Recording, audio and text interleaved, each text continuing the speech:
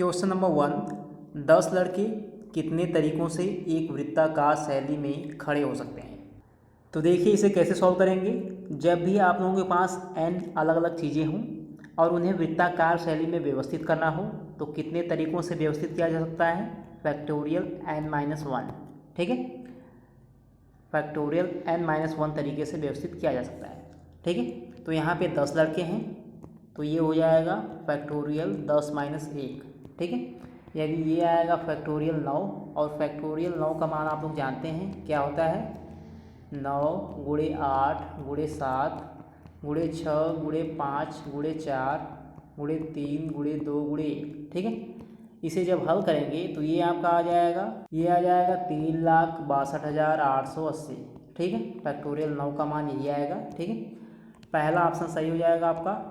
10 लड़के हैं तो कितने तरीकों से वृत्ताकार शैली में खड़े हो सकते हैं, 3,62,880 तरीकों से। ठीक है, क्वेश्चन नंबर 2, शब्द टेक्नोक्रेटिक, टेक्नोक्रेटिक के अक्षरों को कितने विभिन्न तरीकों से व्यवस्थित किया जा सकता है। अगर आप लोगों को कोई वर्ड दिया गया हो, कोई भी वर्ड दिया गया हो, पूछा जाए इसे कितने तरीकों से व्यवस्थित किया जा सकता है, तो इसके लिए फार्मूला होता है factorial factorial p into factorial q into factorial r, जहाँ पे n क्या होता है, टोटल नंबर ऑफ लेटर, यानी उस वर्ड में टोटल लेटर कितने हैं।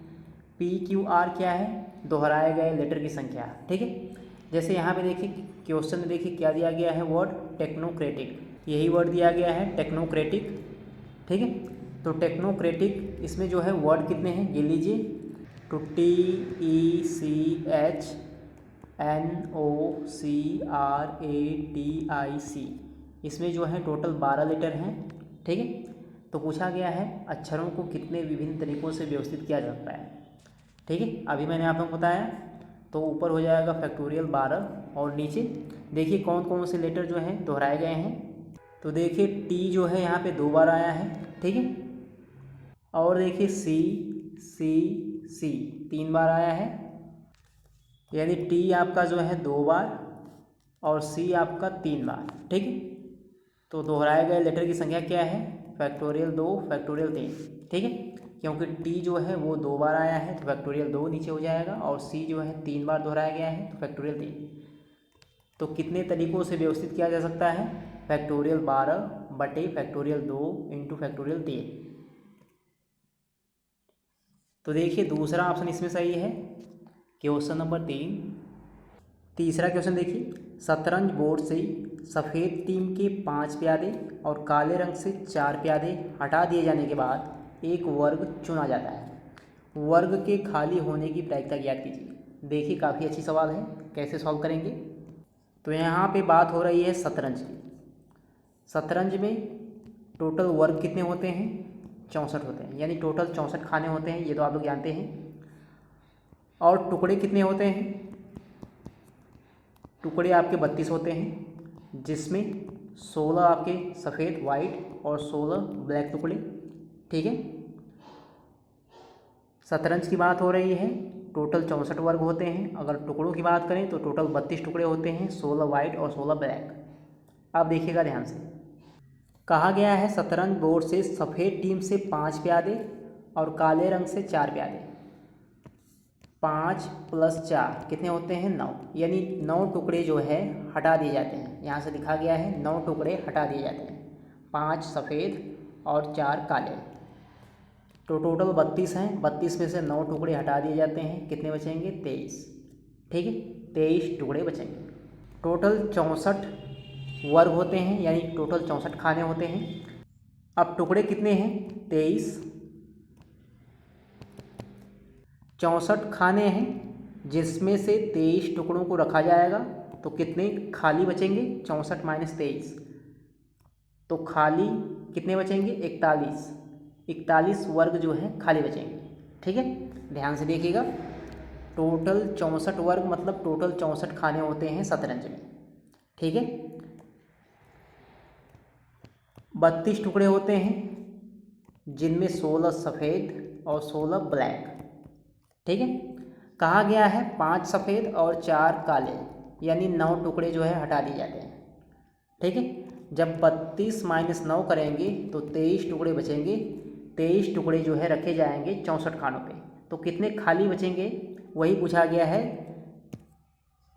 है वर्ग के खाली होने की प्रायिकता। तो कितने वर्ग खाली हैं 64 और 23 तो रखे ही जाएंगे, तो कितने खाली हो जाएंगे 41। तो 41/64, 41 वर्ग जो हैं खाली हो जाएंगे, तो 41/64 प्रायिकता आएगी। दूसरा ऑप्शन सही है। Question number 4। क्वेश्चन नंबर 4 है एक नंबर लाख में 3 अंकों की कुंजी है। एक नंबर लाख में 3 अंकों की कुंजी है। यह ज्ञात है कि कुंजी के अंक या तो सभी सम संख्या हैं या तो सभी विषम संख्या हैं, तो वहाँ कितने भिन्न संभव कुंजी मान हो सकते हैं। कहा गया है एक नंबर लाख में 3 अंकों की कुंजी है। अब ये अंक या तो सम संख्या में है, सम संख्या की बात करें, ठीक है, तो 2, 4, 6, 8। अब 3 अंकों की कुंजी बनाना है तो 0 भी हो सकता है, जैसे 2, 4, 0 ये भी हो सकती है। लाख आपका ये भी हो सकता है, या तो ये भी हो सकता है 208, ठीक है, तो 0 को भी लेना पड़ेगा। यानी अगर सम संख्या की बात करें तो 5 अंक हैं जिनसे जो है 3 अंकों का कुंजी जो है बनाया जा सकता है। और अगर विषम संख्या की बात करें तो यहाँ पे भी 5 अंक मिलेंगे, 1, 3, 5, 7, 9, ठीक है। तो सम संख्या कितने अंक हैं 5 अंक, 3 अंकों की कुंजी बनाना है, तो कितने संभव मान होंगे 5×3 यानी 125। इसी प्रकार अगर विषम संख्या की बात करें तो यहाँ पे भी 5 अंक हैं, तो यहाँ पे भी 125 ही आएगा। यानी टोटल संभव मान कितने हो गए 125 + 125, ये आएगा आपका 250। क्वेश्चन का आंसर जो आएगा वो आपका 250 आएगा। फिर से देख लीजिए, कहा गया है 3 अंकों की कुंजी बनाना है, या तो सभी सम संख्या होना चाहिए या तो सभी विषम संख्या होना चाहिए। सभी सम संख्या का मतलब 0, 2, 4, 6, 8, इन्हीं से जो है सम संख्या की कुंजी बनाई जा सकती है। यानी टोटल 5 अंक हैं, तो 5×3 यहाँ से संभव मान हो सकते हैं। और विषम संख्या की बात करें तो यहाँ पे भी 5 अंक हैं, तो यहाँ पे भी 5×3 संभव मान हो सकते हैं। तो 5×3 125 + 125 250 आएगा मान। क्वेश्चन नंबर 5 देखिए। क्वेश्चन नंबर 5 काफ़ी आसान प्रश्न है। कुल 8 पुरुषों और 10 महिलाओं में से 8 पुरुषों और 10 महिलाओं में से 2 पुरुषों और 3 महिलाओं के एक समूह को कितने तरीकों से चुना जा सकता है। ठीक है, 8 पुरुष हैं और 10 महिलाएं हैं।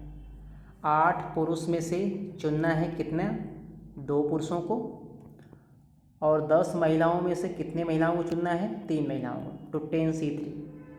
तो मान क्या आएगा 8C2 × 10C3। ध्यान से देखिएगा, 8 पुरुष हैं और 10 महिलाएं हैं, तो पुरुषों में से 2 पुरुषों को चुनना है और महिलाओं में से 3 महिलाओं को। तो इसका आंसर क्या आएगा 8C2 × 10C3। ठीक है, यही मान आएगा। तो देखिए 8C2